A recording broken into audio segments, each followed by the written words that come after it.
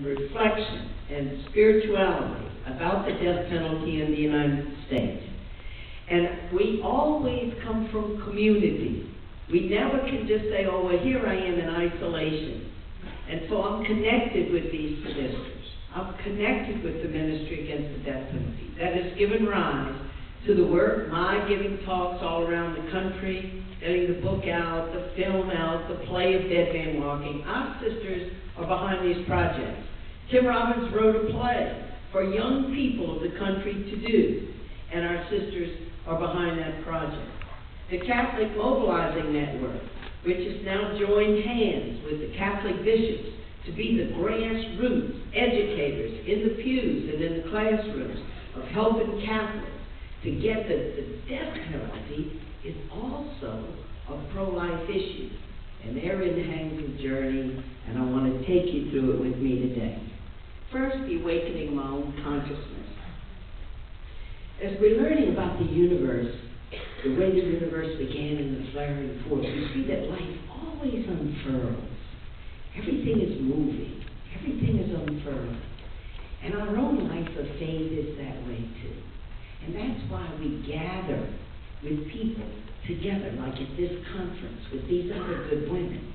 Because we're going to blow on the coals of faith in our souls to awaken that fire of insight and love and that desire when we leave here to do even greater things than we had done before. And in my own life, that awakening is happening, and it happens gradually. And whenever we awaken to an insight, an incandescent insight about the truth of the gospel and what it means for us, we are always talking about grace.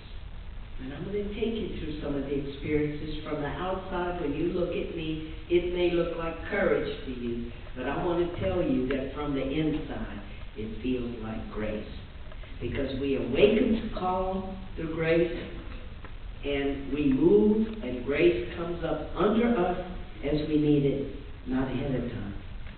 And just to bring you right into the death house when I'm waiting with that first man, Patrick Saunier, in this protocol of death where you're counting down the days where he's to be killed, day 3, day 2, day 1, the day of his death.